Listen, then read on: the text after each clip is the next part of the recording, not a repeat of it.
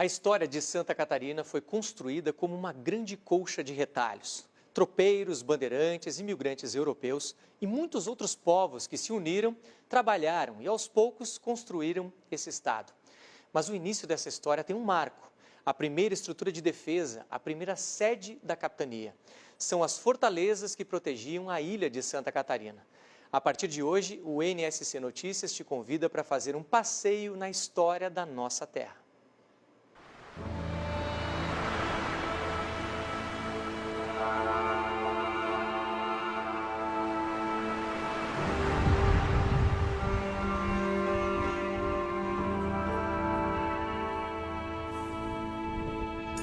Elas são testemunhas da passagem de quase 3 séculos.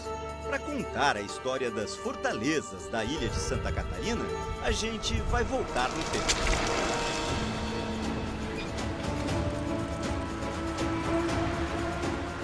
Navegar era preciso, lá nos idos de 1700. Assim, novas terras e riquezas eram conquistadas. Os reinos de Portugal e Espanha disputavam o controle do Rio da Prata, onde hoje são a Argentina e o Uruguai. Dominar o Rio da Prata era ter poder e riqueza. E no caminho até lá, numa posição estratégica, estava a ilha de Santa Catarina. Aqui se podia reparar as embarcações, abastecer-se de água e de alimentos. Então, controlar essa posição, a ilha, era fundamental para o domínio do prata.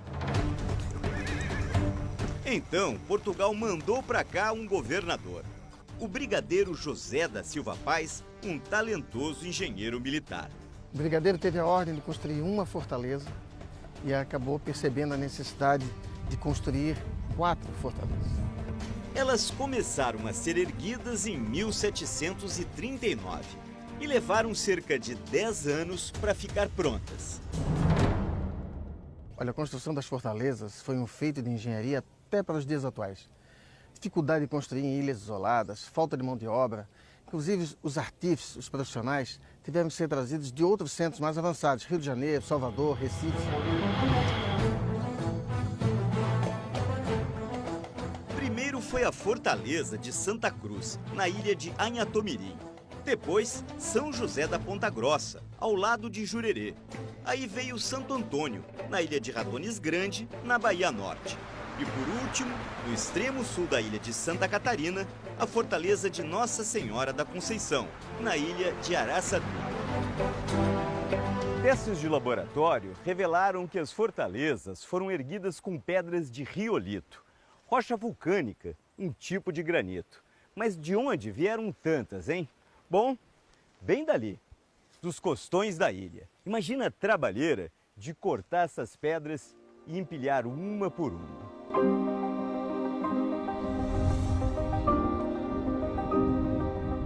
As pedras eram assentadas com uma mistura de cal, barro e areia. A cal era o cimento da época e era produzida, ó, com a queima das conchas, que não falta por aqui, né?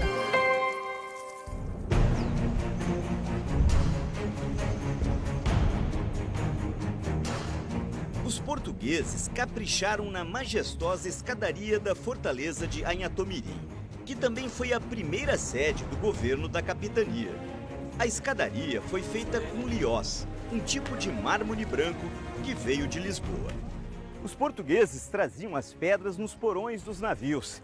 Elas serviam de lastro, de contrapeso para as embarcações. E aqui depois eram usadas na construção das fortalezas. A escadaria leva até a bela portada da fortificação. A arquitetura dessa portada lembra um pagode chinês, um templo oriental. Isso é influência dos arquitetos e engenheiros militares portugueses que atuaram na Ásia antes de estarem aqui na América do Sul.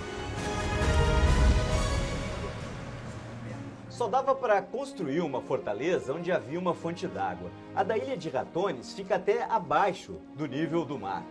A água está protegida por essa construção, parece muito limpa. Vou experimentar. E ela não é salobra não, dá para beber legal. Isso aqui é um aqueduto.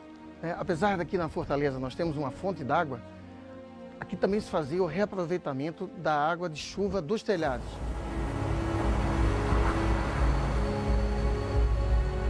Mas voltando, por que 4 fortificações, hein? Repare nesta imagem.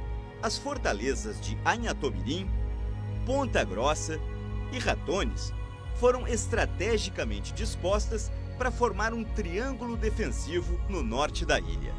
A ideia era cruzar o fogo dos canhões e proteger a baía da invasão de navios espanhóis. Já a 4ª fortaleza, na ilha de Araçatuba, foi construída para enfrentar ataques pelo sul. O que mais chama atenção aqui na fortaleza de Araçatuba é a bateria circular de canhões. É uma das poucas assim que existem no mundo. E olhando aí de cima, dá para ver direitinho que os armamentos eram dispostos em 360 graus. Quer dizer, de qualquer lado que viesse o ataque, o inimigo podia ser combatido. Por mais de 3 décadas, os soldados portugueses vigiaram o horizonte e só enxergaram o mar. Até que um dia... Os espanhóis! Os espanhóis! Os espanhóis estão chegando! Na reportagem de amanhã, você vai saber por que as imponentes fortalezas não resistiram ao ataque da poderosa armada espanhola.